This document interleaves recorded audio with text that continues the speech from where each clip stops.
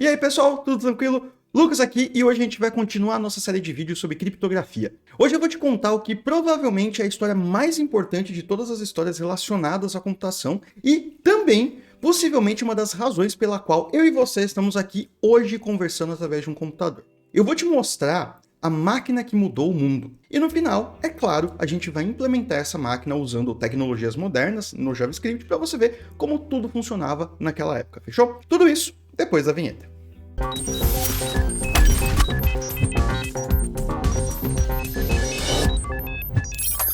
Bom, como sempre, antes de começar, eu já quero pedir para você deixar aquele like no vídeo para não esquecer, porque isso ajuda muito o canal e me ajuda ainda a atingir mais gente com esse conteúdo. Esse vídeo é um dos vídeos mais longos e mais trabalhosos que eu já produzi aqui nesse canal, e cada etapa leva bastante dedicação, pesquisa, teste, aprendizado, e a melhor forma de você me ajudar é apertando o botãozinho de like e se inscrevendo aqui no canal, para o YouTube recomendar esse vídeo também para mais gente. E para finalizar, todo o conteúdo extra, referências que eu vou falar aqui nesse vídeo, e são muitas referências, vão estar aqui na descrição, mas você pode encontrar muito mais conteúdo lá no meu blog, que é blog.alsantos.dev. Não deixa de dar uma passada lá para conferir esse e outros conteúdos super bacanas que eu posto lá durante o mês. Bom, a história que eu quero contar para você hoje é sobre a Enigma. É uma série de máquinas criptográficas eletromecânicas que foram bastante importantes não só para a computação, mas para a história em si. Ela foi tão importante que, em 2014, fizeram um filme sobre ela. O Jogo da Imitação é um dos filmes mais interessantes e conta não só a história de uma das figuras mais importantes da computação, que é o Alan Turing, considerado o pai da ciência da computação, mas também o contexto histórico que permitiu que os computadores surgissem dessa forma. Então, se você não viu o filme, vai ver porque é muito bom. Mas antes da gente continuar falando sobre criptografia, bora entender o que era a Enigma e por que ela era tão importante. Para deixar um aviso, todas as imagens que eu vou usar para ilustrar esse vídeo aqui vêm do Crypto Museum, é um museu holandês de criptografia que tem um site sensacional que eu estou deixando aqui na descrição do vídeo para você ler mais sobre o assunto. Eles têm de tudo lá. E além disso, muitos cortes que eu vou usar daqui vão vir direto do canal do Computer File, que é basicamente o meu canal preferido sobre computação. Eles têm muito conteúdo sobre muita coisa. E também do canal do Jared Owen, que fez uma animação simplesmente fantástica sobre como o Enigma funciona, e eu vou usar várias partes dessa animação aqui também. Bom, o que é a Enigma? Qual que é a história dela? Você já parou para pensar que o que aconteceria se você tivesse uma cifra que fosse aparentemente inquebrável e se você estivesse no meio de uma guerra e o inimigo fosse quem tivesse essa cifra? Esse era o contexto que a gente vai explorar aqui. A Enigma era uma máquina alemã que foi a primeira máquina criptográfica que fez sucesso tanto no meio comercial quanto no meio militar, usando cifras de rotores. Ela foi usada entre 1923 e 1945 e inicialmente por empresas como bancos e tal, e depois pelas forças armadas da Alemanha nazista durante a Segunda Guerra Mundial. Esse tipo de máquina com rotores e tudo mais surgiu de forma independente ao redor do mundo, meio que quase ao mesmo tempo, mas a primeira versão de uma máquina criptográfica de rotor pode ter sido a que foi inventada por um holandês chamado Tel van Hengel, em 1915, só que ela não foi levada adiante, então a gente meio que não conta ela. Porque logo em seguida, em 1918, um engenheiro elétrico alemão que chamava Arthur Scherbius desenvolveu o primeiro protótipo do que ia ser as máquinas da série Enigma em si. Mas elas só foram comercializadas de verdade em 1923, mesmo depois de ter se desenvolvido em 1918. Então se você assistiu o meu último vídeo sobre criptografia, a gente falou de várias cifras, e uma dessas era a cifra de Vigenère. Essa cifra, ela funcionava aplicando a mesma cifra de César múltiplas vezes em um texto onde a chave era diferente a cada letra. Uma máquina de rotores faz exatamente a mesma coisa, só que automaticamente, ela vai aplicando uma atrás da outra. Eu vou falar mais sobre como a Enigma funciona em detalhe mais pra frente nesse vídeo. Mas para você entender o que eu tô falando aqui agora, esse tipo de máquina tinha uma haste onde você podia colocar 3 ou mais rodas dentadas, que eram os rotores. Esses rotores eram ligados a um teclado que, quando você apertava uma tecla, fazia com que eles girassem. E a cada tecla que você ia apertando, o rotor da direita girava uma posição, depois de determinadas posições, ele tinha um mecanismo que fazia o rotor seguinte girar e assim por diante. Então, o rotor da direita girava mais rápido e a cada giro completo, ou um turnover, ele incitava o próximo rotor a girar uma posição e o mesmo acontecia com o terceiro. Então, cada rotor girava na metade da velocidade do rotor anterior. Esses rotores eles eram marcados com letras ou números de 1 a 26, dependendo do modelo de cada máquina, então era AZ ou 1 a 26, e cada posição tinha um conector metálico junto. Cada rotor tinha um ponto de entrada e um outro de saída. Então, quando eles eram colocados juntos dessa forma, as hastes de cada rotor ligavam uma na outra e permitiam que a corrente elétrica passasse de um rotor para o outro. Dentro deles, cada conector de entrada era ligado num conector de saída de forma aleatória com um fio. Isso significava que cada letra que você colocava de um lado saía no outro conector de uma outra letra do outro lado. Isso era repetido para os 3 rotores até eles chegarem no final. E aí, claro, tinham muito mais detalhes, muito mais coisas que a gente vai colocar aqui, mas esse foi o básico. O ponto é que essas máquinas faziam exatamente a mesma coisa que a cifra de Vigenère, só que de forma automatizada. A chave ia ser a posição inicial dos rotores e as mensagens seriam o que viesse no final dessa codificação quando cada rotor rodasse. Como eu falei, a Enigma não era uma única máquina, ela era o nome de uma série de máquinas patenteadas pelo Arthur Scherbius, uma seguida da outra.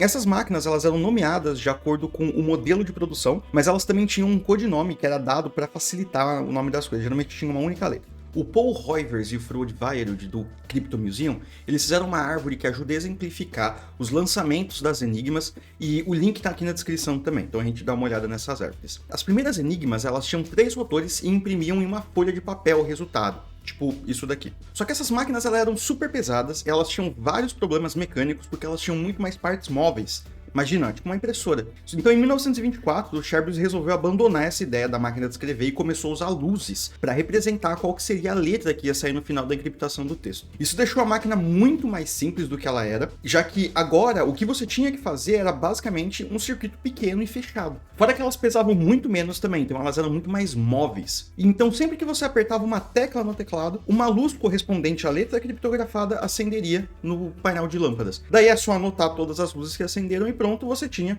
seu texto criptografado. A gente vai ver como isso funcionava. Os modelos de lâmpadas foram os que deram mais certos e aí foram fabricadas várias versões. A primeira delas foi o modelo A. No modelo A, além dos rotores, ela tinha um disco refletor depois do rotor mais à esquerda, que em alemão chamava isso aqui que você está vendo aqui embaixo, e como eu não sei falar alemão, eu vou pronunciar ele mais ou menos dessa forma. Umkehrwalze. O papel do refletor era fazer o sinal que estava vindo pelos rotores voltar pelos mesmos rotores, só que por outro caminho. Então, ao invés dele só fazer a encriptação, ele também permitiu que a mesma enigma pudesse ser utilizada tanto para criptografar quanto para descriptografar um texto. O que deixou ela muito mais atrativa para os militares, porque agora era mais leve, mais portátil e podia ser uma só. Então agora o sinal ia entrar pela roda de entrada, né, a entrada fixa do teclado, que era chamado de rotor de entrada, ou essa parada em alemão aqui embaixo, que se pronuncia Eintrittswalze.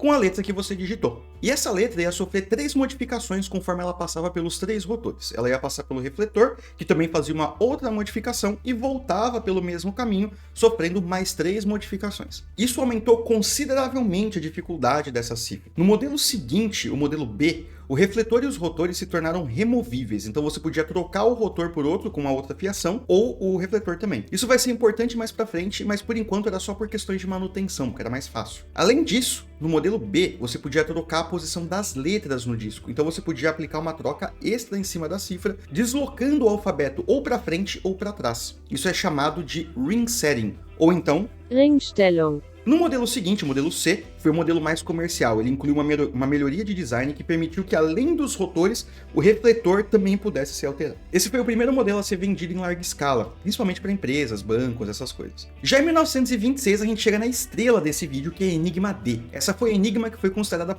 pronta para produção, e foi o design sobre o qual todas as outras enigmas foram baseadas. A melhoria mais significativa dessa máquina é que você podia agora não só trocar os rotores, mas a posição desses rotores também. E até aí, a Enigma tinha um total de 17.576 possibilidades de configuração, já que cada rotor tinha 26 letras, a gente tinha 3 rotores, então é 26 elevado a 3. Não eram muitas, mas sem a ajuda do computador tudo fica bastante difícil. E no geral, a Enigma ela não era considerada uma máquina forte, uma criptografia forte. Ela foi feita para desencorajar o que a gente chama de casual snooping, que são os curiosos que tentam ver alguma coisa nas mensagens, fazer alguma coisa desse tipo. E esse modelo foi um modelo pelo qual todas as Forças Armadas demonstraram bastante interesse. Só que eles ainda queriam fazer algumas modificações. E dessas modificações que eles fizeram, surgiram o modelo K e o modelo D11A, que tinha o que tornou a Enigma tão complexa, que é o plugboard ou stackerbrett. O plugboard era um painel que ficava na parte da frente da máquina. Ele tinha todas as letras escritas com um espaço para o encaixe de um cabo de 2 pontas. Quando o cabo estava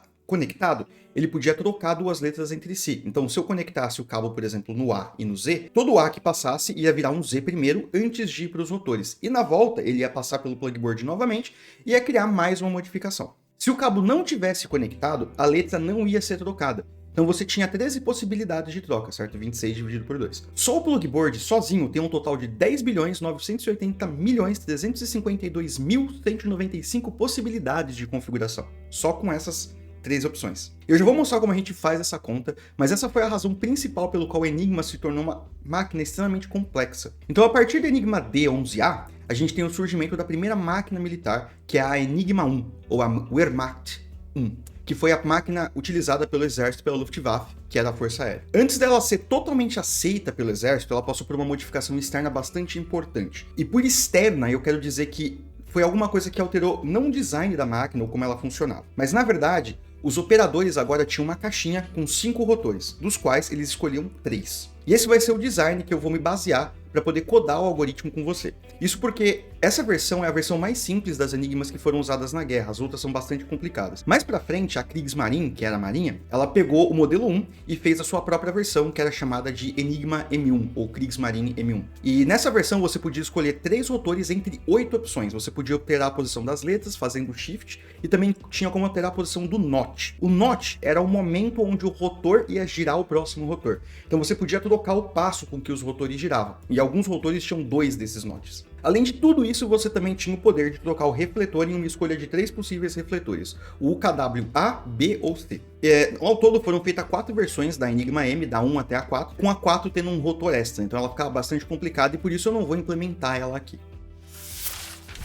E agora que a gente já conhece a história dessa máquina, a gente vai entrar em detalhes mais profundos sobre a pergunta que provavelmente você deve estar fazendo agora, né? Como a Enigma funciona? Como eu falei antes, principalmente nessa parte do vídeo, eu vou usar muito esse vídeo do Jared Owen, que fez uma animação bastante completa sobre como a Enigma funciona, detalhes e tudo mais. Então, se você tiver com bastante curiosidade, dá uma olhada no canal dele, que tá aqui na descrição, para ver o vídeo completo, porque vale bastante a pena. No vídeo, ele fala não só sobre a parte elétrica, mecânica e construção do Enigma, mas também eu vou focar na parte prática da coisa, né?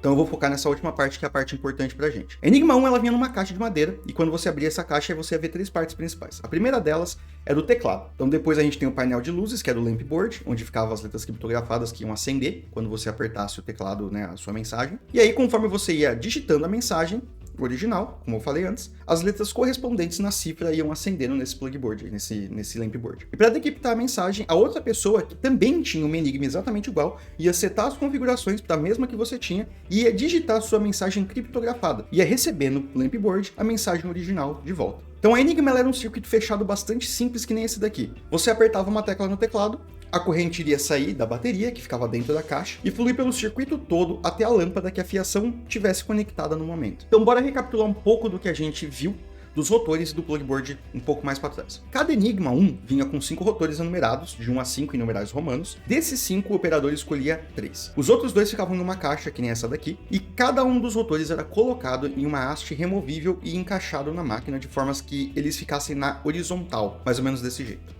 A última parte importante da Enigma era o plugboard, que ficava no compartimento da frente, como eu falei antes, e o plugboard, como eu também falei antes, conectava 2 letras impares. Então você usava esses cabos para setar qual seria a letra que ia ser trocada pela outra letra na outra ponta do cabo. Era um cabinho duplo. Eu não vou entrar muito em detalhes sobre a parte elétrica da coisa toda, mas o caminho que o sinal fazia quando você apertava uma tecla é importante para a criptografia que ela gerava no final. Assim que você apertava uma tecla no teclado, o primeiro rotor da direita ia girar uma posição. Antes de qualquer sinal passar por ele, ele já ia girar uma. Quando a tecla fizesse contato, a energia ia sair pela bateria, ia pro plugboard, e aí pro plugboard ele ia ser trocado para uma outra trilha ou ia manter a mesma trilha dependendo se o fio tivesse conectado ou não. Depois disso, o sinal ia passar pelos rotores, ia pelo primeiro, pelo segundo e pelo terceiro, seguindo os caminhos dos fios internos, e depois ia chegar no refletor final, ia fazer um outra troca e voltar fazendo o mesmo caminho, só que por outra fiação, já que as letras já estavam diferentes. Lembrando que cada vez que a gente teclava, o rotor girava, o que mudava o caminho da eletricidade. E aí depois disso, o sinal ainda passava mais uma vez pelo plugboard e fazia mais uma troca antes de ir para o lampboard acender uma das lâmpadas que estavam lá. Um detalhe importante do funcionamento da Enigma, que é muito interessante, é que ela era incapaz de mapear uma letra para ela mesma. Então, independente de quantas vezes você apertasse uma letra, sei lá, o K, um K nunca ia aparecer no lampboard. E basicamente era isso que a Enigma fazia. E se a gente calculasse quantas possibilidades de configuração essa versão tinha, só que a coisa mais simples possível. Vamos começar pelo fácil. A gente tem 5 rotores. Desses 5 a gente escolhe 3. Isso é o que a gente chama de permutação. A fórmula para a gente calcular o número de possibilidades é essa aqui que eu estou mostrando aqui embaixo, que a gente lê como N opções agrupadas de K a K, onde N é o total de possibilidades e o K é o tamanho do grupo. Então, o total é 5, a gente pega 3. Então, P5 de 3 vai dar 60 possibilidades, só nos rotores. Cada rotor tem 26 letras, então o número de permutações é 26 elevado a 3. 17.576 combinações possíveis, como eu já tinha falado antes. Se a gente multiplicar esses dois fatores, a gente vai ter 1.154.560 possibilidades, sem o plugboard. Já é bastante, pelo menos para aquela época. Para o plugboard, a conta é um pouco mais complicada. A gente tem 26 formas de arranjar as letras do alfabeto sem repetir. Então a gente tem 26 fatorial. No geral, durante a guerra, o plugboard ia ter 10 pares conectados a qualquer tempo, porque esse é o maior número que dá a quantidade máxima de possibilidades. Então, 10 pares são 20 letras, certo? Então, tem 6 letras que a gente não se importa, 6 permutações. Por isso, a gente divide pelas permutações totais. Então, fica 26 fatorial dividido por 6 fatorial. Como a ordem dos pares também não importa, a gente pode dividir pela permutação do número de pares, que é 10 fatorial. Então, 26 fatorial dividido por 6 fatorial multiplicado por 10 fatorial. E para finalizar, os pares em si, eles não precisam estar em ordem, porque A ligado em B é a mesma coisa que B ligado em A. Então, a gente pode trocar pela permutação desses dois, que é 2 elevado a 10. E aí a conta final fica isso aqui, a gente divide por tudo. E aí, como eu falei antes, o plugboard tem um total de 10.980.352.195 possibilidades de configuração. Para a gente resolver o final, a gente multiplica tudo. E aí o resultado vai ser um número astronômico de 158 quintilhões 962 quadrilhões 555 trilhões 217 bilhões 826 milhões 360 mil possibilidades de troca. Então ela parece bastante segura, certo? Bom, a gente vai ver isso no próximo vídeo. Agora a gente vai para a próxima parte, que é como que a galera usava isso, como é que você enviava uma mensagem para alguém e como que você decriptava uma mensagem que você recebeu usando ela. Então, bora ver isso como funcionava na prática. Bom, agora como a gente já sabe como o Enigma funciona, a gente vai ver como é que uma mensagem era real encriptada na Enigma mesmo, usando os mesmos princípios da Segunda Guerra, tá? Existiam duas formas, uma delas é antes de 1940 e a outra depois de 1940. Então eu vou tentar mostrar as duas aqui, porque a que eu tenho é depois de 1940. Eu vou falar um pouco sobre elas, mas eu vou usar alguns recursos, tá? Então eu tenho aqui uma Enigma M3, que é uma simulação, foi a melhorzinha que eu achei, porque as outras são muito ruins, tanto é que a gente vai implementar a nossa própria Enigma, mas não vai ser a M3, vai ser a Enigma 1, tá? A diferença da Enigma M3 para a Enigma 1, basicamente, eram duas ou três. A primeira era que os rotores aqui estão ordenados por números, ou por letras e não por números. Então, basicamente, a gente tinha essa ordenação de letras, e na Enigma 1 eram números, que é de 1 a 26 aqui vai de A a Z. O resto era igual, então a gente tinha um plugboard, o lampboard, a gente tinha o teclado e a gente tinha o plugboard aqui. Na Enigma M3 também, você podia trocar o refletor para uma dessas duas opções, né? Na verdade tinha até um A aqui, o KWA, B e C. Mas não, na Enigma 1 não tinha essa opção, era só um refletor. E algumas opções também da Enigma, né? Elas não tinham essa opção do ring setting, ele era fixo, tá? Então, no nosso caso vai ter também, porque Enigma 1 já tinha, mas em algumas versões não tinha, tá? Então, a gente vai colocar aqui. Aqui do lado eu tô com um editor de texto simples aqui, que é o TextEdit mesmo do Mac. E eu tô usando uma folha, né, que era um code sheet, um codebook, né, que eles chamavam, que era entregue para todos os oficiais no início de cada mês, tá? E aí esse codebook é desse jeito aqui, tá? Então ele tinha, não faço ideia do que isso aqui significa, o batalhão, né, a unidade, e a data. Como você pode ver, esse daqui é de dezembro de 1944, então é um pouquinho diferente uma para outra. O que é diferente? Tá? Antes de 1940, além do ring setting aqui, a gente tinha, aqui é o ring setting, né? Então aqui esse Ringstellung aqui é o shift que a gente vai dar em relação à letra. Então esse é esse carinha aqui. Tá? Então é como se a gente fosse mudar o shift do rotor, que nem eu expliquei antes. Essa daqui é a seleção dos rotores, esse aqui é o dia, esse daqui é o plugboard e esse aqui é o grupo de controle. Antes de 1940 a gente teria uma outra coluna aqui, que é a configuração inicial, que eles chamavam, tá? Que eu não sei pronunciar, mas a configuração inicial era algo assim, Grundstellung. Então essa daqui era a configuração inicial dos rotores, a posição que eles estavam, né? Então aqui tá AAA, então essa aqui seria uma configuração inicial. aqui teria essa configuração inicial também. Então, como é que funcionava a Enigma? Você pode ver que ele está ordenado do maior dia para o menor dia, então ele vai do 1 até o 31 de dezembro, no caso. Por quê? Porque se você precisasse dar essa configuração para algum operador, você podia rasgar essa parte aqui só, essa fita aqui embaixo, dar a configuração sem dar a página inteira. Então o operador pegava essa fita, fazia a configuração e jogava a fita fora, queimava, fazia alguma coisa, tá? Então geralmente eles faziam desse jeito para você poder ir rasgando até ficar aqui no final, quando só tinha um você dava o papel e acabou. Então a gente seleciona primeiro o dia, hoje é dia 18, então a gente vem aqui no dia 18 e primeiro de tudo a gente seleciona os rotores que a gente vai usar. Então a gente vai vir aqui, então a gente está usando o rotor 5, 3 e 1. Lembrando que eram 5, você escolhia 3 desses 5.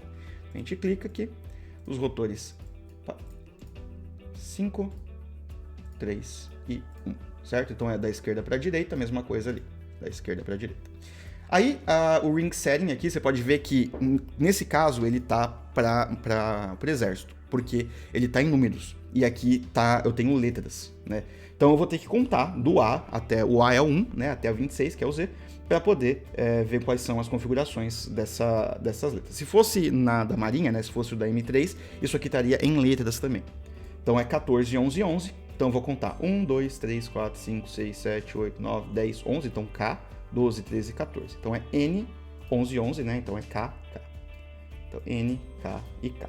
E aí eu aplico essas configurações. Bom, e antes de 1940, a gente também tinha a configuração inicial dos rotores. Lembrando que a gente tinha aqui, né, do lado, a gente teria o Grundstellung, que era a configuração inicial dos rotores. Então, vamos supor que essa configuração, como a gente não tem ali, vamos chutar alguma coisa. Vamos lá, sei lá, J, R e D. Então essa aqui era a configuração inicial do rotor. Então a Enigma seria setada desse jeito. E aí a gente tem aqui o stacker bracket, né, que é o playboard. Então a gente está no dia 18 e a gente vai colocar essas configurações, os pares de configurações. Você pode ver que são sempre 10 pares, porque é o que traz a maior possibilidade, né, a maior quantidade de possibilidades.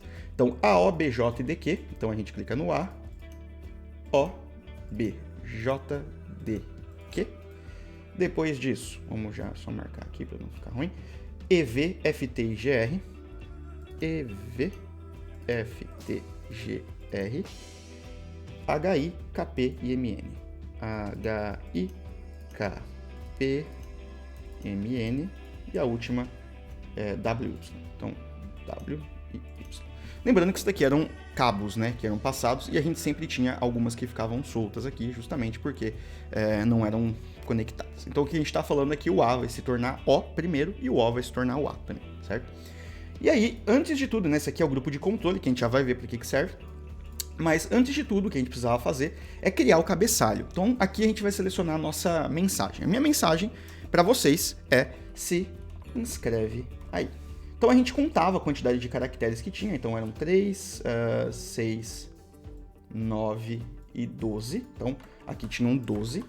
E aí o cabeçalho da mensagem começava sempre com a hora, né? Então agora são 6 e 2, então os 18:02 em horário militar, depois separado com igual. E aí a quantidade de páginas ou de partes. Em alemão, partes é Teil. E aí uma parte só é Teil, certo? Então a gente vai poder ter ele abreviado como TLE, né, ou TL. E aí, no nosso caso, né, por que isso acontecia? Porque quanto mais letras você tem numa mensagem criptografada, mais fácil fica de você encontrar padrões. Então, o número máximo de caracteres de uma mensagem era de 220 letras. Como no nosso caso a gente só tem 12, a gente vai ter uma página, e aí a página atual é a página 1. Então é 1 de 1. Quantidade de caracteres, 12 caracteres. E aí, aqui entraria a nossa chave. Antes de 1940, o que acontecia era que o operador selecionaria, né, escolheria aleatoriamente 3 letras, né? E aí, nas configurações iniciais do Enigma, que é o que a gente colocou aqui, ele digitaria essas 3 letras 2 vezes. Então vamos supor que eu escolha LHX. Então essa daqui é a minha chave. Eu vou vir aqui e vou digitar LHX. Então L vai virar Y, certo? Então vem para cá. H vai virar V. E X vai virar L de novo. Então essa foi a primeira. Então você pode ver aqui embaixo, ó, YVL. E aí eu vou digitar LHX de novo. Então L vai virar T. H vai virar G. E X vai virar K. Certo? Então Isso aqui seria a nossa chave. Então ela viria aqui e aí um igual. Então esse aqui é o cabeçalho da mensagem. Por que isso aqui era digitado 2 vezes? Para evitar erros de criptografia, justamente. Porque se a pessoa descriptografar isso daqui, ela deveria ter LHX, LHX no final, para ter certeza. Se ela tivesse LHX e LJX, então ela setou alguma coisa errada. Só que o grande problema disso é que quando eu seto 2 vezes a mesma mensagem, eu tenho uma correlação entre a primeira e a quarta posição, a segunda e a quinta, e assim vai indo. Então, isso foi abandonado. Isso era conhecido pelos criptólogos alemães. Eles abandonaram essa falha de segurança aqui. Então, como é que funcionava depois de 1940, né? Bom, vamos voltar às configurações que a gente tinha. Então, eu vou setar aqui de novo a nossa posição inicial para A e A. Então eu vou resetar a máquina, basicamente. Então ela vai voltar para A. E aí eu seleciono uma posição inicial aleatória. Então o operador ia lá e selecionava uma posição inicial aleatória. Eu selecionei LHX, certo? Então a gente vai vir aqui por L, H e X. E aí eu escrevo aqui qual que é a minha posição inicial aleatória, LHX. Então essa aqui foi a posição inicial que eu quero utilizar. E aí eu seleciono outras 3 letras que vão ser a chave da minha mensagem. Eu vou selecionar, por exemplo, alguma que não esteja ali, então GFT. Então GFT era a chave da minha mensagem, eu venho aqui e digito essa chave. Então G vira N, F vira C e T vira K. Então esse carinha aqui seria a chave da minha mensagem. Então eu coloco aqui, criptografado, certo? Eu vou guardar essa chave, então essa daqui é a chave da mensagem. Esse aqui é o nosso cabeçalho. Vou até colocar um separadinho. E aí um igual no final para finalizar o cabeçalho. E aí eu pulava 2 linhas. E aí que entra o grupo de controle. Vamos supor que eu mandei essa mensagem hoje no dia 18 e você está lendo essa mensagem 2 semanas depois. Como é que você vai saber qual que é a configuração inicial da Enigma, se você não sabe o dia que eu mandei, você só sabe a hora, né? Então para isso existiam os grupos de controle. Os grupos de controle eles eram dispostos aqui no code sheet como 4 tríades de letras e você podia escolher uma delas para cada parte da sua mensagem. Como hoje é dia 18, eu posso escolher entre esses 4 aqui. Então vamos pegar esse FCD aqui, por exemplo, vai ser o primeiro grupo. E aí eu seleciono 2 letras aleatórias, vamos supor AS, FCD. E aí eu mando desse jeito mesmo, porque a Enigma ela agrupava de 5 em 5, você pode ver aqui. Então as letras são sempre agrupadas de 5 em 5. Isso significa que o primeiro grupo de 5 ia ser o grupo de controle. Porque aí, você tá lendo isso aí, vamos supor, dia 28, você podia bater o olho, eles não se repetem aqui, tá? Então você podia vir aqui e procurar no Kengruppen aqui qual era o dia que tinha FCD. Aí você falava, tá, FCD é do dia 18. Então você setava a configuração para essa daqui, para você poder decriptar minha mensagem. E por que as 2 letras iniciais? Porque você tinha que agrupar em grupos de 5, tá? Se o Kengruppen tivesse 5 letras, você não teria a quantidade total de permutações para fazer para todos os dias, tá? E aí, dá um espaço, e aí a gente coloca a nossa chave. Então a nossa chave é GFT, lembra disso? Então a gente vem aqui, põe G, F, I, T, certo? Então isso daqui foi depois de 1940, tá? Quando eles já tinham solucionado. Se fosse antes de 1940, a gente usaria aquela chave LHX que a gente colocou para poder criptografar a nossa mensagem, tá? Então a gente basicamente colocaria ela de volta e criaria a nossa mensagem. E aqui agora a gente escreve a mensagem, certo? Então a minha mensagem é se escreve aí. Então S vira V, então a gente põe aqui, E vira P, I vira Y,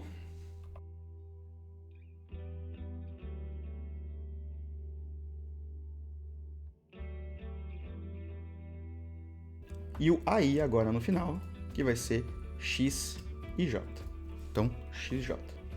Legal? Então essa aqui é a mensagem, você pode ver aqui, ó, VPYGOX, GJHD, ZXJ, tá? Então essa aqui era a mensagem. Então a gente veio com essa mensagem e aí a gente enviou essa mensagem até a próxima pessoa que vai receber ela do outro lado. E aí você, como um operador que recebeu essa mensagem do outro lado, você olhou a mensagem, viu aqui FCD, né? Recebeu a mensagem FCD. E aí você olha aqui e vê, FCD era desse grupo aqui, bacana. Então eu já tenho isso daqui setado, né? Vamos decriptar essa mensagem. Como que a gente faz para decriptar essa mensagem? Primeiro de tudo, a gente seta a posição inicial para essa aqui. Então a gente vem aqui, põe L, H e X e aplica. E aí a gente digita essa chave aqui. Isso aqui vai ter que dar GFT pra gente. Então eu digito N e me dá um G, certo? Eu digito C, eu tenho F. E eu digito K e eu tenho T, certo? Que é exatamente a mesma chave que a gente usou. Eu falo, então agora eu sei qual que é a chave. Beleza, pego essa GFT, coloco aqui, G, F, I, T, aplico, e aí eu posso começar, eu ignoro, né, esse primeiro bloco, e posso começar a digitar o segundo bloco, tá? E aí, para digitar o segundo bloco, eu vou limpar aqui, tá? Só para a gente poder ler mais fácil, eu não precisar ficar digitando o tempo inteiro. Eu vou só digitar o segundo bloco direto aqui, tá? Então a gente vai vir aqui, ó, V, por exemplo, P, Y, certo? G, O, X, J, H, D, Z, X, J. E aí a gente tem se inscreve aí no final. Então essa foi a mensagem que eu passei de um lado para o outro, tá? Então era assim que a Enigma era utilizada na época da Segunda Guerra, tá? Então a gente tinha essas duas formas. No final, a mais famosa, a mais comum de todas, como a guerra começou em 39 e o Enigma usou a primeira forma até antes de 1940, foi mais ou menos um ano, tá? Então não vale muito a pena a gente focar na primeira forma, vale a pena a gente focar na segunda forma, que era essa segunda forma que eu mostrei aqui agora. Então assim que a Enigma era utilizada pelos operadores na época da Segunda Guerra Mundial.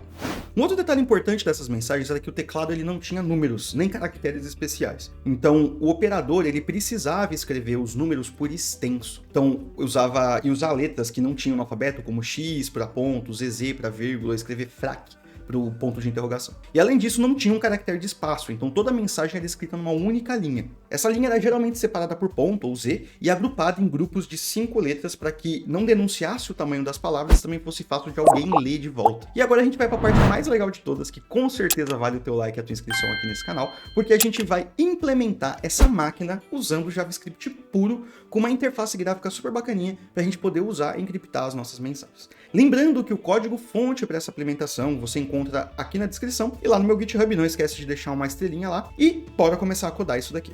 Bom, então vamos fazer a nossa própria máquina Enigma para poder entender como isso daqui funciona, tá? Bom, antes de eu começar aqui, eu já vou mostrar para você como ela vai ficar no final, tá? Então você pode encontrar esse código aqui nesse site, certo? enigma.lsantos.dev. Essa é uma máquina completamente funcional, você pode ver, eu tenho tudo funcionando aqui, eu posso setar a configuração do anel, eu posso setar aqui, ó, qualquer coisa, escolher qual rotor que eu quero, por exemplo, colocar posicionamento, tudo que eu quiser aqui, inclusive o plugboard. O plugboard também está funcionando, tá?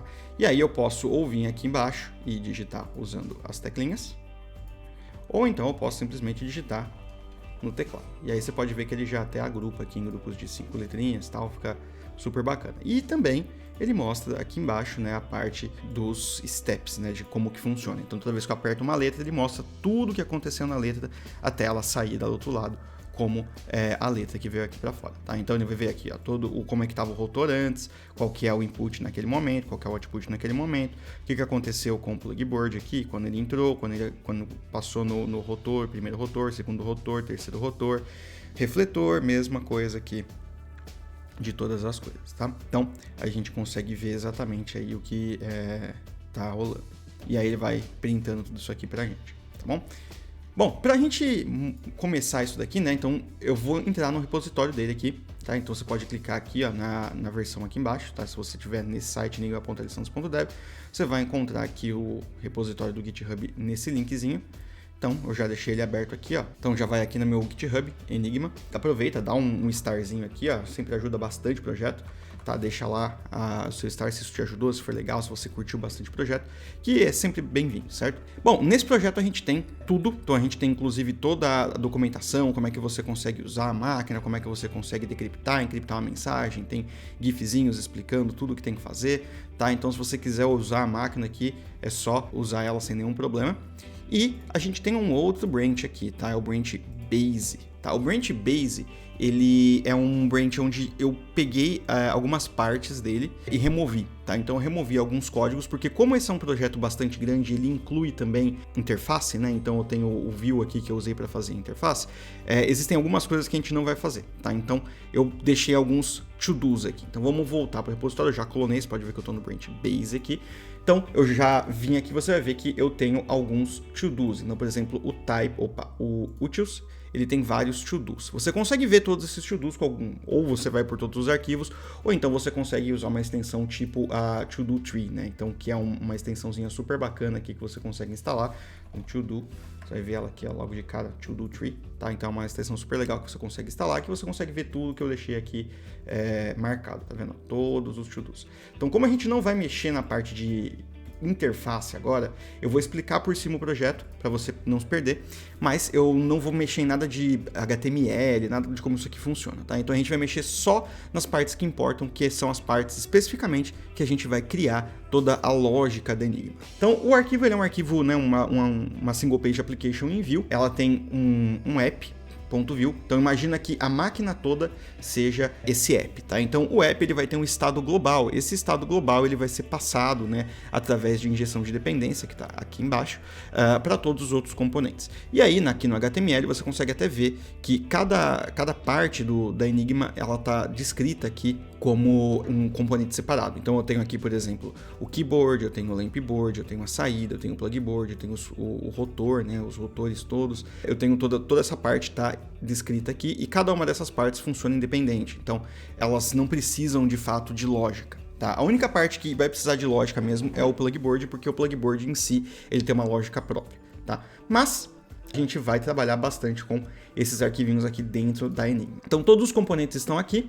Aqui estão os fragmentos, os componentes devem ser componentes totalmente autocontidos, então é o input do keyboard, essas coisas assim. Plugboard, né, os inputs do plugboard. Então a maioria desses componentes aqui, ele não precisa de muita coisa, tá? Ele só pega tipos ou coisas desse tipo assim, para setar as configurações e emite eventos, etc.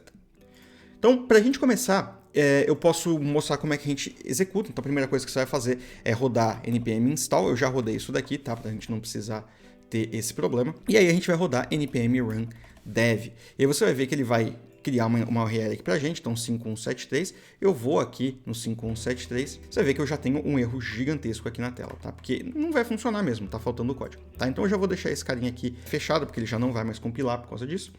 E aí a gente começa a fazer a implementação.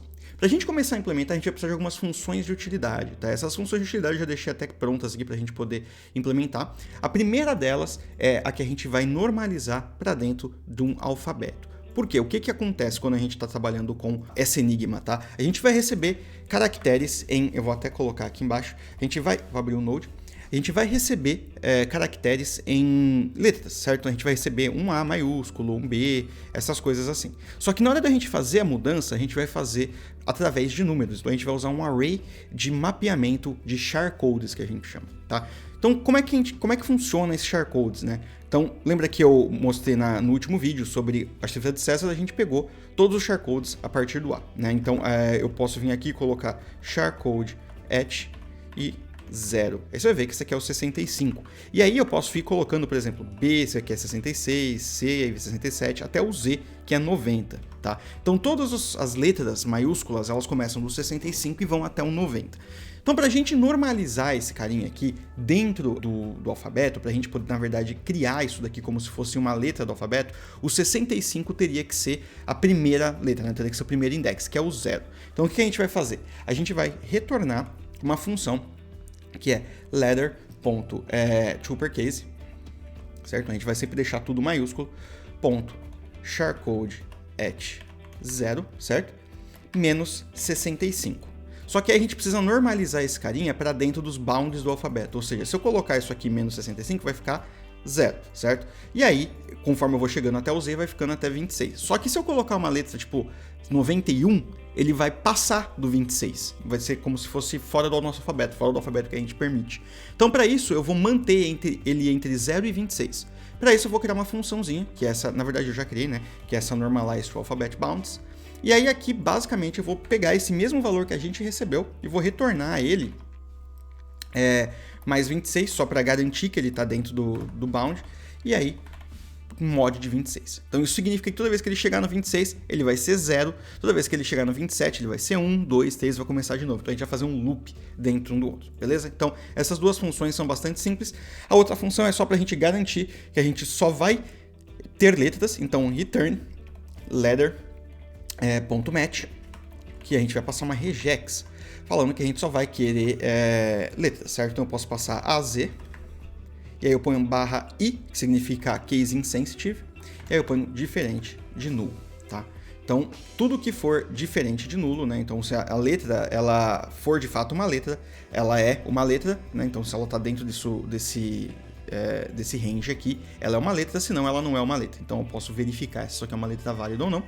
E a próxima parte, que é que eu quero pegar, a partir de um charcode, eu quero pegar uma string, né? Então, eu tenho aqui função, eu quero falar, eu quero, a partir desse charcode, desse index, eu quero pegar a letra que corresponde dela. Então, por exemplo, eu vou passar um index 0, certo? Eu quero pegar o A. Então, a primeira coisa que eu preciso fazer, somar com 65.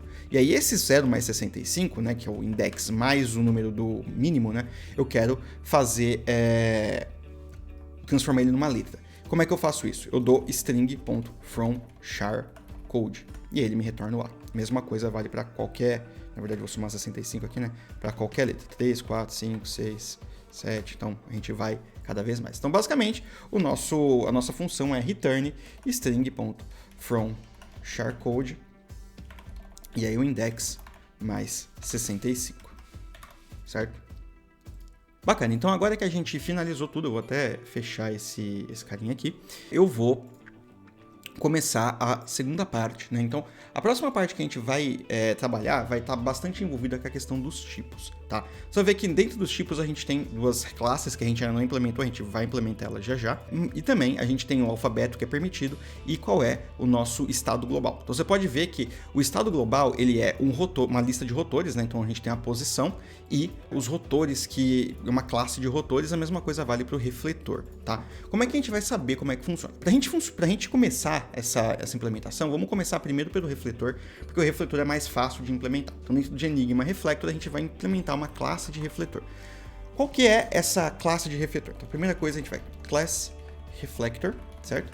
O que o refletor faz? Ele vai receber um input e vai retornar um input, tá? Então, basicamente, é o que a gente vai fazer aqui. Então, para eu pegar esse input, né, para eu pegar como que os refletores eram codificados lá dentro, eu venho aqui no CryptoMuseum, então cryptomuseum.com, esse aqui é um site sensacional, clico em Crypto, e aí aqui tem várias coisas aqui, né, uma delas é rotor, e aí eu clico em Enigma, tá? Então você vai ver aqui que eu tenho várias coisas, e ali embaixo, quando eu desço aqui, eu tenho Rewiring.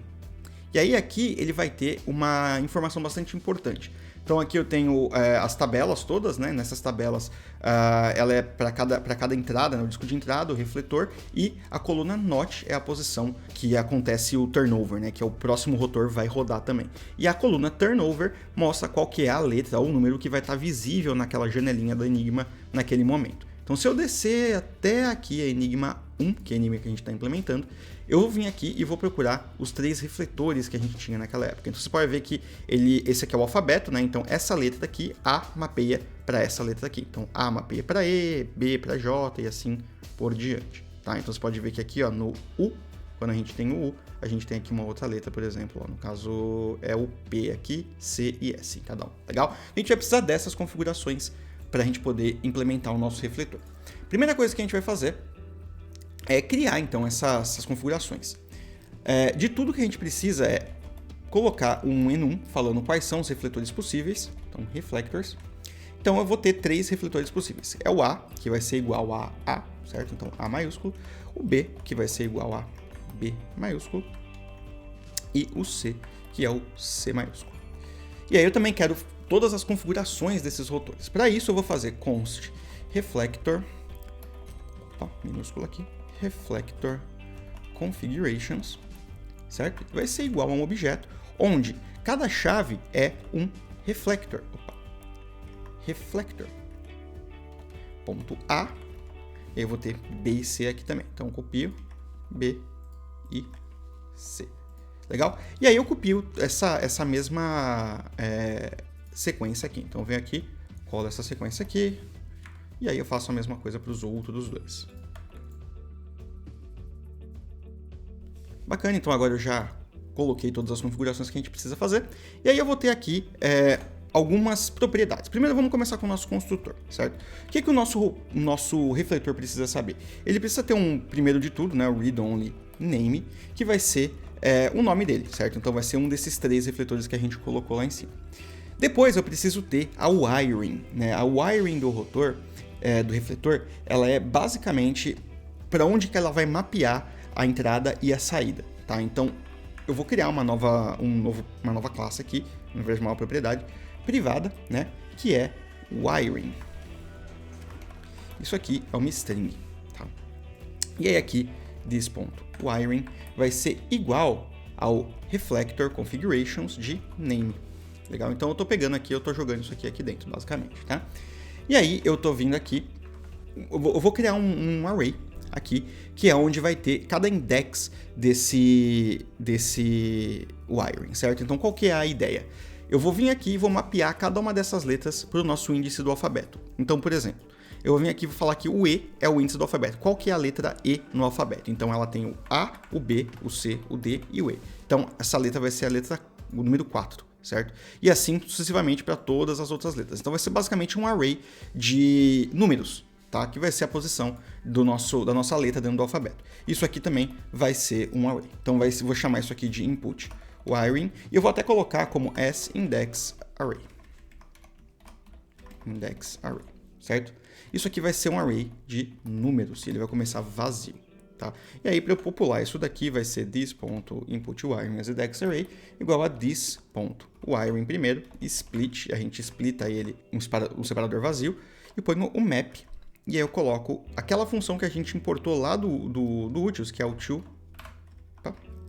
to alphabet index. Então, basicamente, eu estou passando todas as letras que eu quero aqui, eu quero que ela vire um index de alfabeto. Isso aqui vai retornar para a gente um array de cada uma das posições. Como o refletor é fixo, ele vai sempre mapear essa letra para o A, por exemplo, essa letra para o B, essa letra para o C e assim sucessivamente. Tá? Então, ele não tem a questão de você receber de um outro lado, ter shift, nada. Então, ele é muito simples de fazer. Então, a primeira coisa que a gente precisa fazer aqui é uma função pública, né, chamada reflect. Então essa função reflect, ela vai receber um index de letra, né, um ladder index, porque a gente vai trabalhar nos refletores, lembrando que isso daqui, né, os rotores vão chamar o refletor. Então ele vai vir a partir do terceiro rotor para esse refletor aqui, e aí esse refletor vai devolver para o rotor. Isso vai sempre ser em forma de números. A única vez que a gente vai receber uma letra de verdade vai ser no input, no keyboard, e na saída do output do keyboard. Tá? Então a gente vai, na hora que você teclar, a gente vai receber uma letra, e na hora que você for printar isso na tela, a gente vai printar uma letra. Mas todo o resto do caminho vai ser um array de index, porque ele é muito mais eficiente. Então a gente consegue trabalhar com números muito mais fácil do que trabalhar com letras, mas a gente tem que ficar convertendo isso o tempo inteiro, tá? Então, a gente vai simplesmente fazer um return aqui, que é this.inputWiring as indexArray, certo? A gente vai pegar o index da letra, né? Então, eu vou receber aqui um alphabet index também. Então, por exemplo, eu vou receber a letra B, que é 1. Eu vou retornar J para ele, certo? Então, é 0, 1. No 1, a gente tem esse carinha aqui, que é a letra J. No caso, vai ser, acho que 10, provavelmente, certo? No caso, 9, porque a gente tem uma mesma. Então, vai ser essa letra aqui e vai voltar para ele lá, tá? Uma outra coisa que a gente pode fazer também, que é bem bacana, é setar o nome desse carinha com symbol.toString tag. Então, quando isso acontece, o que acontece é que eu vou, por exemplo, eu venho aqui, reflector, e aí quando o JavaScript identificar esse carinha aqui, ele não vai printar tudo que está dentro, todo o estado dele, o wiring, tudo. Ele não vai tentar decodificar a classe, ele vai simplesmente printar reflector. Beleza? Então é muito mais fácil para a gente colocar aqui. E aí depois, a função toString dele, que eu vou sobrescrever também, eu vou vir aqui colocar return, o nome, né, do refletor, então this symbol.toString tag, e aí o this.name. Legal? Então essa daqui vai ser a nossa função. E aí o nosso refletor está pronto. Então a gente vai só chamar esse método aqui, vai criar uma nova classe, né? Chamar o método reflect e ele vai estar pronto. Então a gente pode vir aqui no nosso app.view e aqui dentro a gente vai ter toda a configuração. Nessa configuração a gente vai ter o nosso estado global. E esse estado global aqui vai ser a parte onde a gente vai inicializar o nosso refletor, beleza? Então aqui na inicialização do nosso refletor a gente vai usar um refletor base, tá? Então vai ser um new reflector e eu vou passar o nome. O nome que eu quero passar é o B. Então reflectors.b, certo? Por que o B, né? Porque o B ele era o refletor mais usado na Alemanha na época da Segunda Guerra Mundial. Existiam outros rotores, mas mudar o rotor era um processo bastante trabalhoso, eles tinham que abrir a máquina e tal. Então o B era o mais comum, então a gente vai setar o B como o mais comum, porque isso aqui vai refletir lá no nosso front-end como sendo o B que está selecionado, beleza?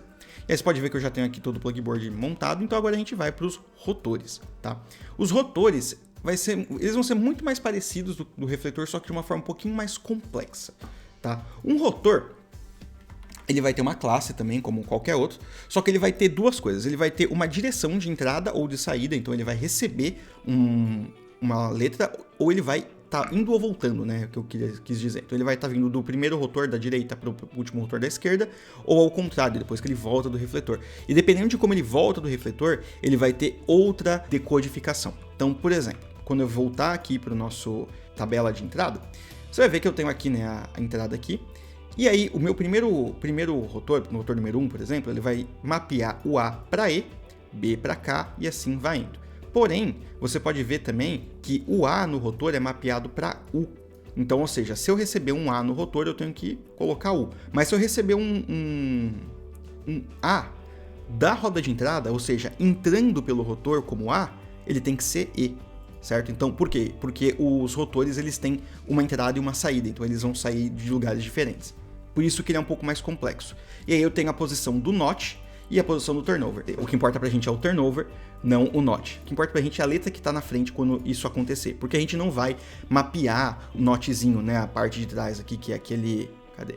Esse notchzinho aqui, ó. A gente não vai mapear esse notchzinho. A gente vai mapear exatamente o que tá acontecendo aqui na frente. Porque a gente não precisa disso.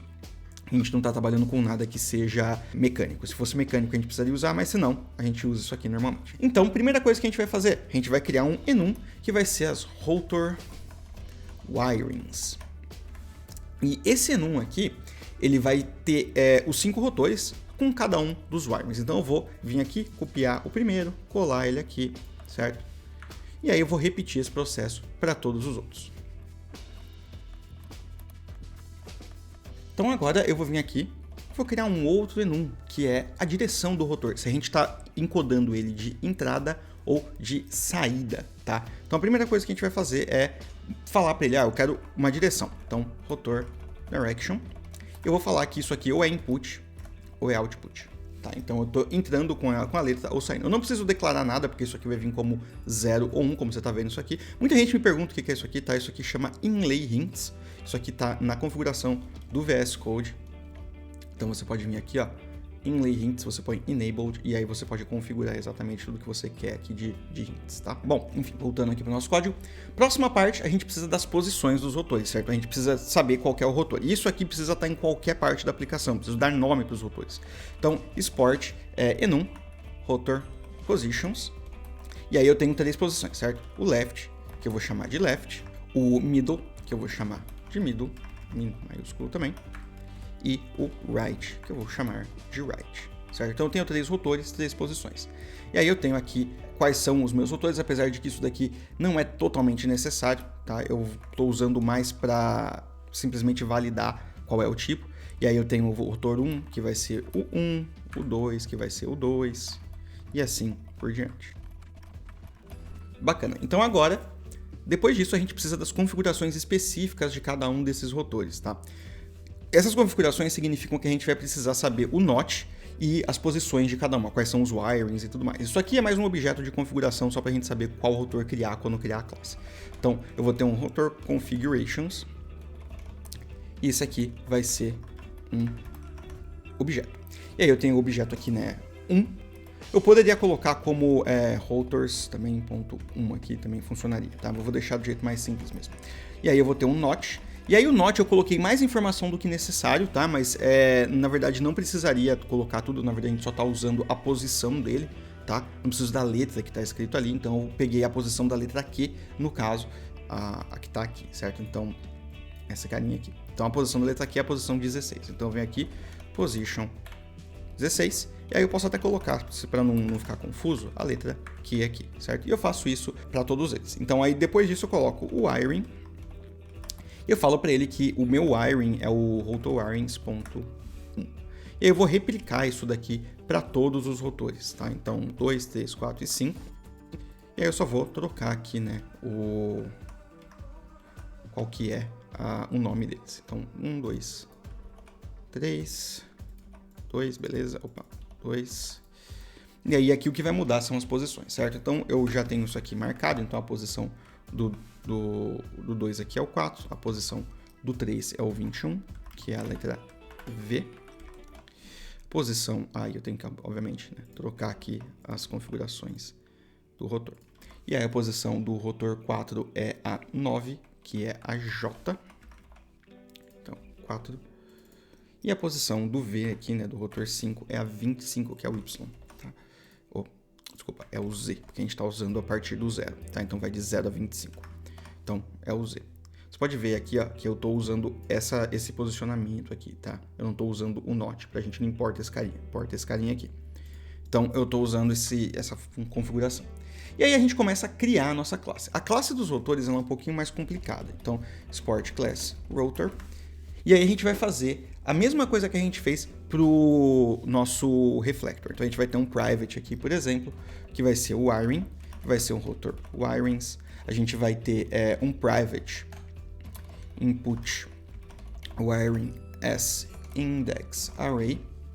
Esse carinha vai ser um number, um array de números que vai começar vazio. E eu vou ter uma outra parte aqui que vai ser o output wiring as index array. Tá? Esse cara, ele vai ser a saída, então a gente vai basicamente mapear o array ao contrário, tá? Para você conseguir entender. E a gente vai ter o not aqui, então private not, ele é um type of aqui de qualquer uma dessas configurações aqui que eu coloquei, tá? Então eu posso colocar rotor configurations, posso pegar qualquer uma delas, .not, tá? Então eu tenho aqui como saber o que é. Então ele vai ver aqui que ele vai mostrar para mim, né, o position aqui e o letter, tá? Então quando a gente colocar aqui em cima, vai ter position e vai ter letter. Bom, depois disso a gente vai criar o nosso construtor, certo?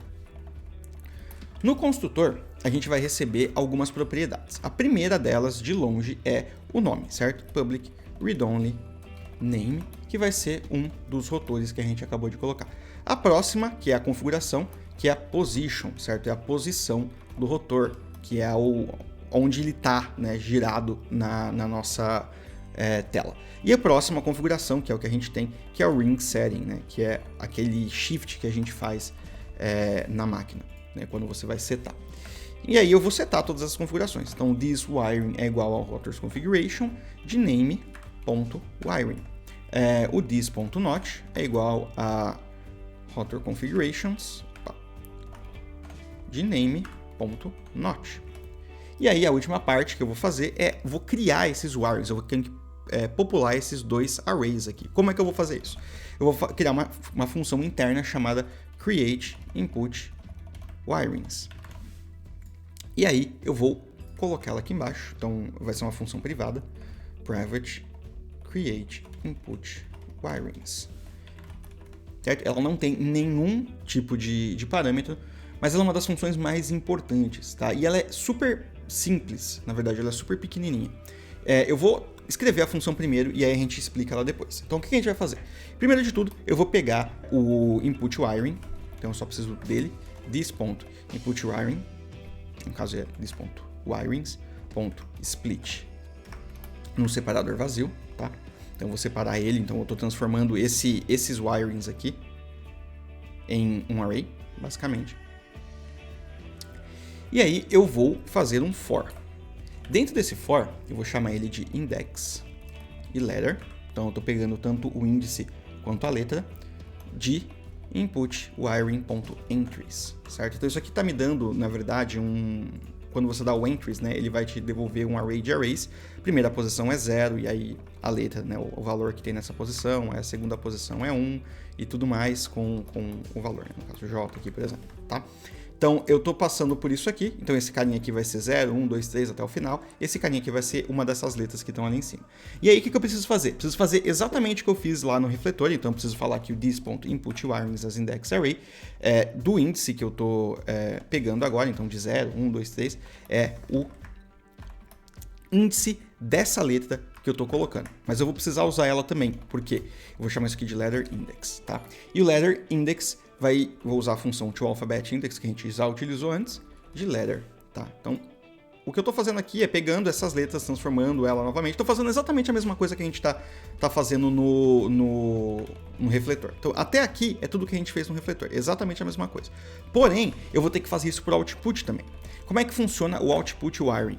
Eu preciso setar esse índice para esse índice aqui. Então, basicamente, eu estou invertendo o array, certo? Por que eu estou fazendo isso? Vou setar como index. Então vamos pegar um exemplo. Quando eu setar, eu até deixei esse exemplo montado aqui para poder explicar. Se eu pegar esse carinha aqui, que é o refletor 1, certo? Que vai ser A, B, C, D, E, F, G, H até o final. Então até vou colocar aqui os nossos tipos. Eu tenho esses tipos aqui.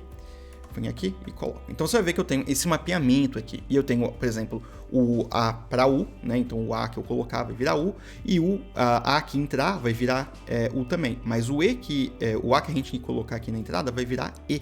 E o U que a gente colocar na entrada vai virar A, certo? Então a gente tem duas opções. A gente tem... Deixa eu colocar isso aqui para cima, fica mais fácil de entender. Então, se eu entrar como A, vai sair como E. Se eu entrar como U, vai sair como A. Só que se eu vier como A, tem que sair como U e não como E. Entendeu? Tem todo esse mapeamento. Então, se eu mapear a primeira parte, né, esse carinha aqui, direto, eu vou ter um array mais ou menos que nem esse carinha aqui, certo?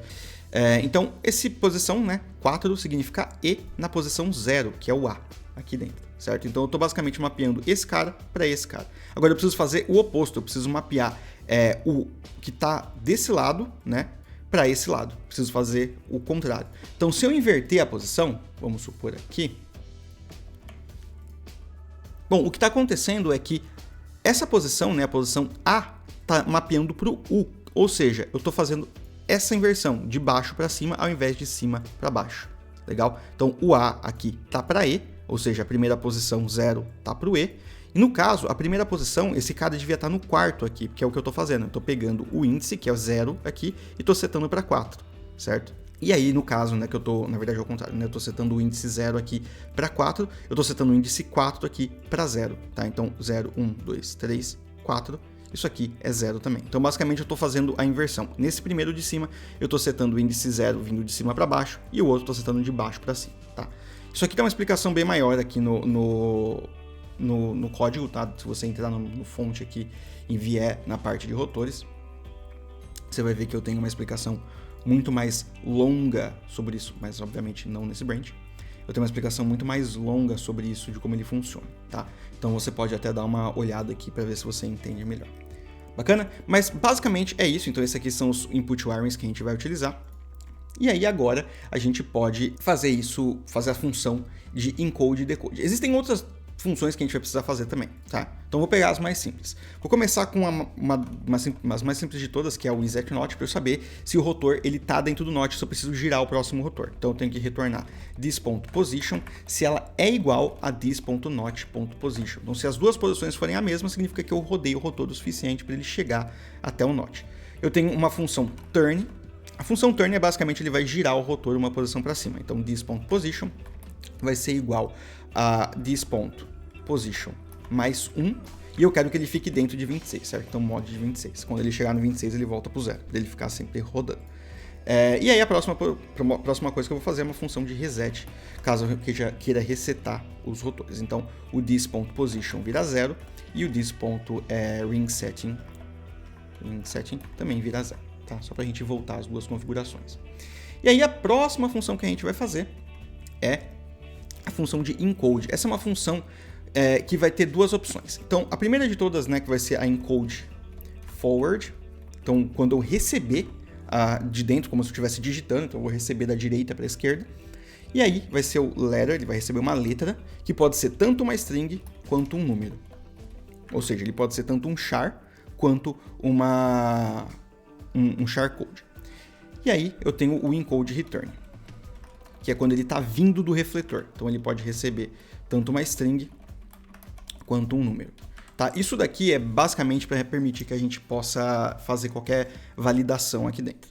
E aí, para eu evitar ter que implementar a mesma coisa duas vezes, eu vou fazer uma função universal para os dois, que eu vou chamar de encode, que a gente não fez ainda.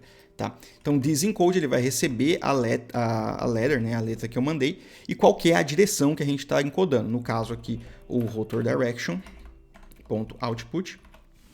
E aí, aqui é a mesma coisa, só que o que vai mudar é que aqui vai ser input. Aqui vai ser input, tá? Então, essa aqui vai ser a mesma coisa. E aí a gente vai ter, this só encode, certo? Sem encode return. Então, this encode. E aí agora a gente vai fazer uma função privada chamada encode, que vai receber uma letra, que vai ser um string ou um number, e a direção, que vai ser uma das direções em rotor direction. Legal? E aí agora a gente vai fazer o encode disso daqui. Então, a primeira coisa que a gente vai validar é se a letra está dentro do index, se ela é uma string, se ela é um número, tá? Então, se ela for uma string, a gente tem que converter. Então, se type of letter for uma string, então a gente tem que basicamente converter para um alphabet index da própria letra. Se não, é ela mesma, tá? Então, a gente já está dentro do alfabeto. E a gente tem que fazer o shift, tá? Então, o shift...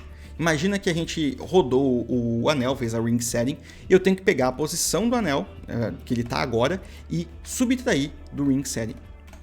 Certo? Então, se eu rodei o ring setting de A para C, é como se eu tivesse reduzido 3 posições. Então, eu rodei para frente, né? E eu estou diminuindo um do outro. Então, o meu shift aqui, no caso, vai ser, por exemplo, se eu estou no A e rodei para o C, ele vai ser menos 2, tá? Porque ele vai tirar 0, 1, 2, A, B, C, tá? Então ele vai tirar 2 e aí isso vai contribuir pra gente na hora de fazer a soma aqui na nossa matemática. Legal? Bom, depois disso eu preciso só selecionar qual que é o mapping, né? Então o wire mapping, ele vai ser igual, isso aqui vai ser um hash map, tá? Então eu vou colocar um rotor direction. Se ele for input, vai ser um this.input wiring as index array. Se for o output, então rotor direction.output, vai ser um this.output wiring as index array, e aí eu já passo a direction aqui direto. E ele vai pegar uma das duas opções aqui, ou um ou outro, mas os dois vão ser arrays de números. Legal? E aí agora eu vou criar uma nova variável, só para eu separar as duas partes da nossa lógica, que vai ser outbound letter index, que é a letra que ele vai sair desse rotor, a letra que esse rotor vai cuspir. Então, como é que vai funcionar esse carinha? Tem uma explicação muito mais detalhada sobre isso lá também no código, tá? Então, você pode até entrar aqui no rotor e na função aqui você vai ver que a gente tem uma explicação muito mais detalhada sobre como funciona cada uma dessas coisas. Eu vou tentar explicar de uma forma mais simples, tá? Eu vou pegar o meu wire mapping, eu vou pegar a nossa letra normalizada, tá? Então eu vou chamar aquela função que a gente criou, normalize do alphabet bounds, que é o nosso index, e eu vou somar aqui com o shift. Ou seja, eu estou fazendo o shift da letra, né? Que eu já somei, e estou normalizando ela de volta para dentro do alfabeto. Porque se eu somar, por exemplo, se eu estou no A e eu somo com menos 2, eu vou ter menos 2. E aí eu tenho que fazer a normalização disso para o alfabeto novamente, certo? Então, se eu tiver, por exemplo, com a letra 0, e aí eu somar, né, a letra 0 é A, e eu somar, por exemplo, um ring setting que está no B, porque ele acabou de fazer a rotação, lembra que o rotor ele roda antes da gente clicar no teclado, então a gente clica no teclado, ele roda primeiro, depois a letra vai, então nunca tá 0 inicialmente, tá? E aí ele vai passar por aí, então eu tenho 1, e o ring setting tá 0, então eu não tenho nenhum shift, certo? Então basicamente ele vai ser o 1, né, mais isso tudo que tá acontecendo aqui, e ele vai normalizar para poder tirar do outro lado a letra correta, que é o K, certo? Tem toda essa explicação lá, eu vou só montar desse jeito, tá? Pra gente poder correr um pouquinho. E aí, novamente, eu vou fazer o Normalize to Alphabet Bounds. E eu vou colocar um Outbound Letter Index menos Shift. Eu vou remover o Shift, por quê? Porque o próximo item, ele não tá no mesmo Shift que a gente, ele tá um para trás, tá? Então eu preciso, o próximo rotor, né, ele tá um para trás. Então eu preciso compensar com esse Shift aqui. Legal? Então com isso a gente finaliza a implementação da Enigma, tá? É uma parte bem mais simples aqui da implementação, na verdade. Isso aqui na verdade é o mais complicado da implementação. O resto é bastante simples. E a próxima parte que a gente precisa fazer é criar os rotores, certo? Então a gente precisa inicializar os rotores aqui. Para eu inicializar, eu vou simplesmente colocar um novo rotor. A posição que eu quero inicializar aqui os rotores, ele vai começar do 3, 0, 0 para o 1, certo? Então eu vou colocar o new rotor novamente. Vai ser rotor 0, 0, depois new rotors 1, 0, 0, beleza? Vai ser exatamente a mesma coisa. Então eu já basicamente montei tudo que eu preciso aqui dessa parte. O que vai me faltar agora aqui na nossa to-do, certo? Tirando o app, é o nosso plugboard. O plugboard ele tem uma configuração bastante simples, tá? O que acontece no plugboard é o seguinte. O plugboard ele só pode mapear um caractere para o mesmo caractere, né? Para um caractere diferente, desculpa. Então se eu colocar A, eu estou apertando o A aqui, ó, ele não vai funcionar, ele não me deixa colocar. Se eu mapear para B, o B tem que ser automaticamente setado para A. Só que se eu mapear, por exemplo, o C para o B, o A não pode mais estar mapeado para o B, então eu tenho que tirar o A, certo? E o B agora tem que virar C. Então basicamente é isso que eu preciso fazer. Com isso, primeiro de tudo eu vou fazer a função de clear, que é muito mais fácil do que a função de setar. Então a primeira coisa, eu vou chamar essa letra que eu estou recebendo, a plugboard position é a posição do plugboard que eu estou setando. Então aqui, essa aqui seria a posição e essa daqui seria a letra que eu estou trocando, que eu vou chamar de swap letter, tá? Então swap letter, ela vai ser igual ao state.plugboard e a posição do plugboard, certo? E eu vou colocar como allowed alphabet aqui, porque é o alfabeto que a gente tem, pode ser uma dessas letras aqui, tá? Então dentro do plugboard, né, o nosso state, ele tem um array de letras e seus mappings. Se esse carinha tiver vazio, eu não preciso fazer nada.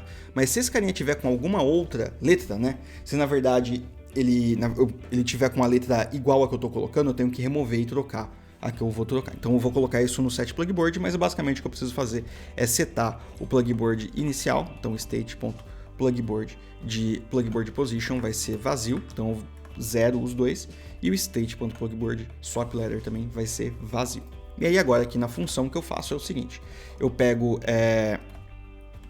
o valor da letra que eu quero tocar, então value in letter to swap, e aí eu vou falar que esse carinha aqui, né, o state.plugboard é o valor atual na minha letra, então ou seja, vamos terminar aqui, state.plugboard letter to swap as allowed alphabet. Então esse carinha aqui está recebendo a posição e a letra que ele vai tocar. Eu vou pegar no plugboard, então vamos supor que eu vou tocar o A para o B, certo? Quando eu fiz isso, ele vai olhar o B para saber o que tem aqui. Se o B estiver vazio, tudo bem, não tem problema. Se o B tiver outra letra, ele tem que zerar o B e colocar a minha letra atual, certo? Então eu vou ter que vir aqui, zerar o B e colocar a minha letra atual. Então como é que eu faço? Eu vou falar aqui state.plugboard de, primeiro, plugboard position, vai ser igual à letra que eu quero tocar, e state.plugboard da letra que eu quero tocar tem que ser a plugboard position, certo? Então isso aqui basicamente o que eu estou fazendo é essa função aqui. Então eu coloco A, esse aqui vira B, se eu coloco B, esse aqui vira A. Eu estou fazendo isso aqui. Aí agora a terceira coisa que eu tenho que fazer é que eu tenho que tirar a letra da outra que está repetida. Então o valor, que é a letra que eu tenho que tocar, e vai ter que ser vazio, tá? Então imagina que agora aqui tá B, A e A tá B. Se eu coloco C para A, ele vai ter que olhar aqui e falar, ó, o A tá setado no B, então isso não pode, eu preciso zerar esse carinha. Então, eu tenho que vir para cá e fazer isso aqui, certo? Então, isso daqui é o suficiente para a gente poder só colocar as letras que a gente pode colocar. Então, eu posso vir aqui, L, H, J, e uma hora eu vou acabar ficando sem letras, por exemplo, tá? Então, se eu for setar T aqui, ó, eu já não posso setar aqui R, W, Q, ó, ele já trocou. Então, você vai sempre poder colocar pares de letras aqui, certo? Ele nunca vai deixar você colocar letras diferentes. Então, com isso, a gente seta o plugboard e aí a gente pode ir para a lógica principal do Enigma, que fica aqui no app.view. Eu imaginei essa máquina como se fosse um estado geral, tá? Então o app.view é a máquina e cada um dos componentes tem o seu próprio estado e todos eles são agregados aqui nesse estado global, que é o plugboard, que é o refletor e tudo mais. Tá? Então a gente vai fazer aqui nessa parte só a lógica principal da Enigma. Então eu tenho 3 partes que eu tenho que fazer. Então primeiro de tudo eu vou implementar as lógicas dos rotores e a do plugboard. Tá? Então a primeira coisa vai ser a do plugboard. Então a lógica de substituição do plugboard é bastante simples. Eu vou tirar o plugboard aqui, né? Então plugboard e o steps aqui de dentro do state. E vou perguntar assim, ó, se o plugboard do keychar que eu recebi, que é a minha letra em letra mesmo, ela for diferente de vazio, porque se for vazio eu não preciso fazer nenhuma substituição, certo? Então se for else, eu simplesmente retorno o keychar. Legal? Bem que isso aqui também não precisaria, eu poderia só fazer desse jeito aqui, certo? E aí eu vou colocar um logzinho aqui que eu já até tenho aqui, eu vou dar um steps.push. Esse carinha aqui. Então basicamente ele foi trocado para esse keychar daqui. Legal? Então se ele não tiver nada, ele só vai retornar a própria letra mesmo, porque não faz diferença nenhuma. Porém, se ele tiver uma letra setada, eu quero que ele retorne a letra diferente. Então eu quero falar para ele que eu quero trocar esse carinha por esse carinha aqui. E aí eu vou retornar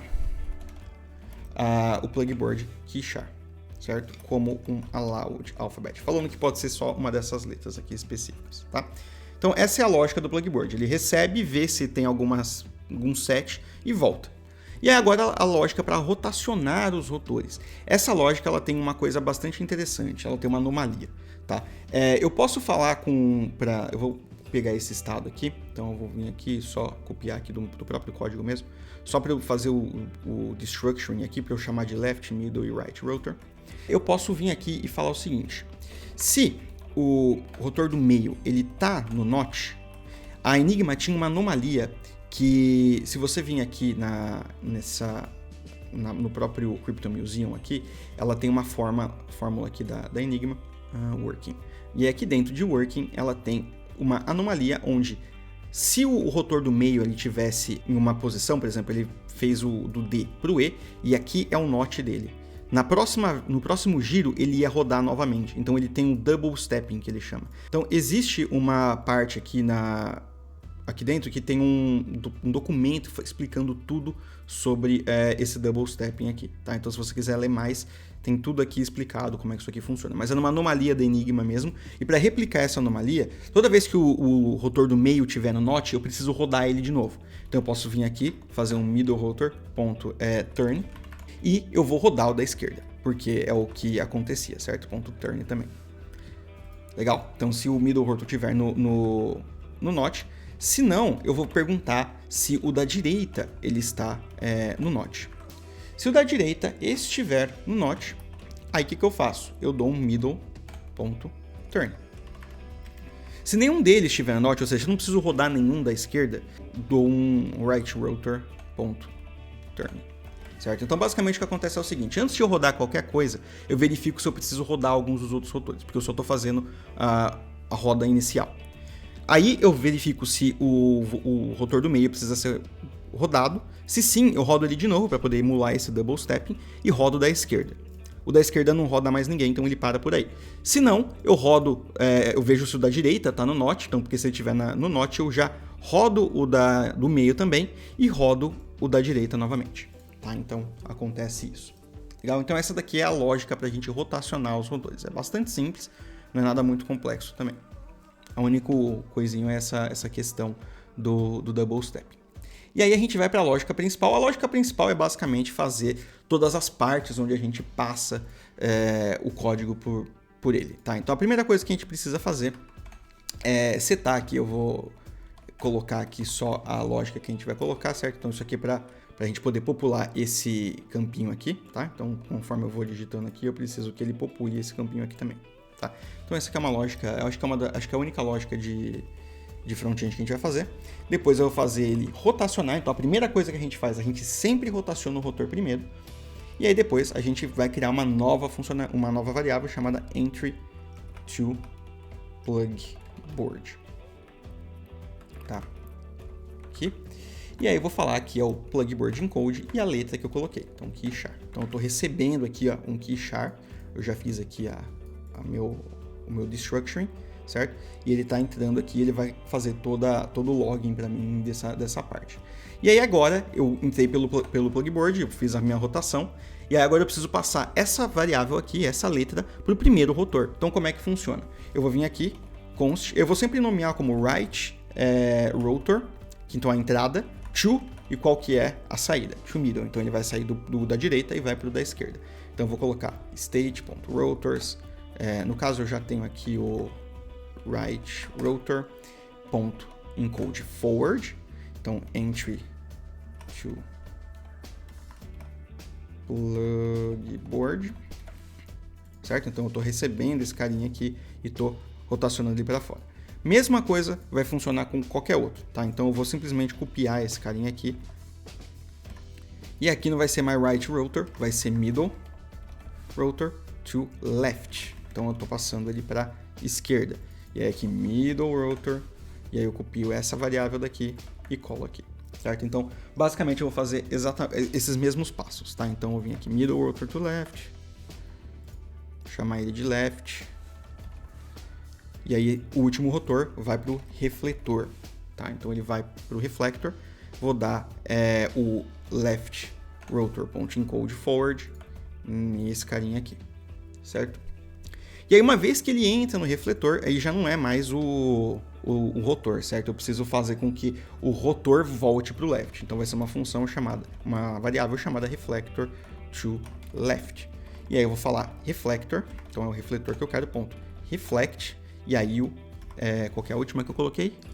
Left rotor to reflector. Então, eu estou passando ele para dentro. Então, nesse momento, a gente está nessa parte aqui. Então, eu vim aqui, ó, primeiro, eu vim pelo plugboard, eu passei pelo primeiro, pelo segundo, pelo terceiro, estou entrando no refletor e estou saindo de volta pelo left rotor. Porém, agora, o que muda é que a lógica a partir daqui é para trás. Então, ao invés de eu rodar como forward, né, como encode forward, eu vou rodar como encode return, tá? Então a primeira coisa que eu vou fazer é criar uma nova variável que vai chamar left rotor to middle, que vai ser exatamente igual esse carinha aqui, certo?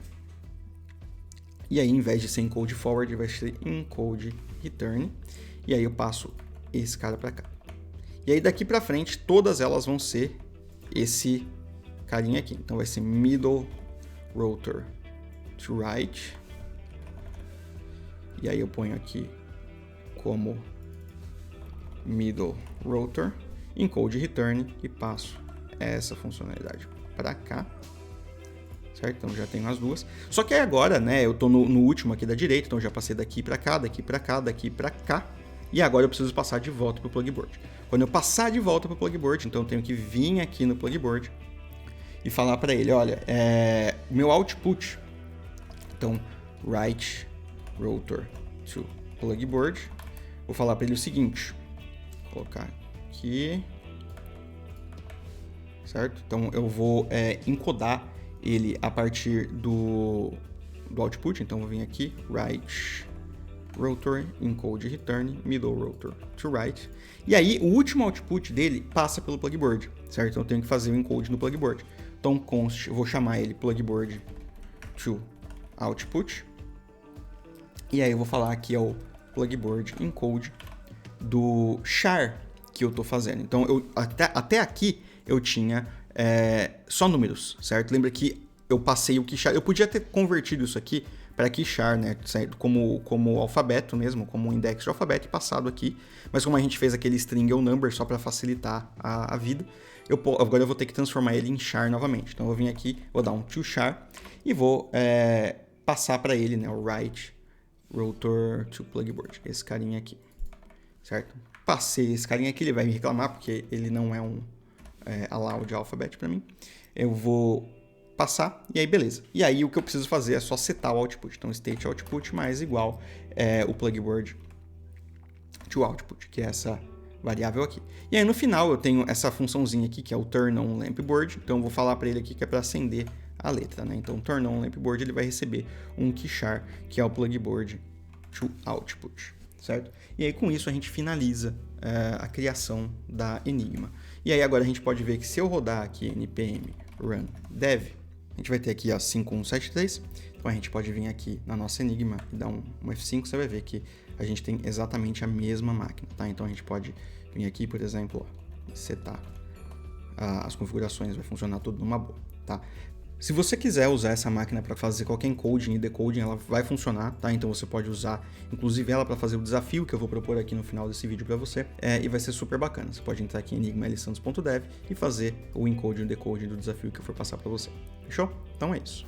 Bem legal essa parada, né? Eu acho que esse foi um dos vídeos que eu mais gostei de fazer, porque eu sempre fui fascinado pela Enigma, eu sempre gostei muito. E esse também foi o vídeo que mais demorou para sair, porque eu fui atrás de várias fontes para poder pegar as informações dos vídeos, animações e tudo mais, e tudo é muito antigo, então muita coisa já meio que parou, não tinha mais funcionado, não funcionava mais. E ela puxa uma outra história que eu vou te contar no próximo vídeo, que é: será que a Enigma era mesmo segura? E como que ela foi quebrada? Então se inscreve aí no canal, ativa o sininho pra gente não perder essa próxima história, que também é a história de todos os computadores que existem hoje em dia. E aí, pra finalizar, eu já vou deixando novamente que você tem que ver as referências aqui na descrição, dá uma olhada nos outros canais que eu comentei aqui, vai assistir o jogo da imitação, que vale bastante a pena, e eu tô deixando aqui também, na descrição, um desafio, uma mensagem criptografada da Enigma, que você pode resolver usando o mesmo codebook que eu usei na demonstração que a gente implementou a Enigma. Ele também tá aqui na descrição. Quando você resolver esse Enigma, você vai saber o que vai ter no final. Fechou? É uma coisa super bacana. E com isso, eu fecho esse vídeo e a gente se vê no próximo vídeo. Até mais. E aí, pessoal? Tranquilo? Lucas aqui, e hoje a gente vai continuar a nossa série de vídeos sobre criptografia. Criptografia. Comecei e já ficou... Antes de começar, eu já quero pedir para você deixar aquele like e... Sempre fala nessa parte aqui. E também, uma outra parte, né? E uma dessas cifras é das cifras de novo. Essa cifra funcionava aplicando. Ele incitava o próximo rotor a girar uma posição. Isso aqui vai ser top. O POI. Do que antes, né? Já que agora. Isso deixou ela muito mais atrativa para os militares. Se você resolver essa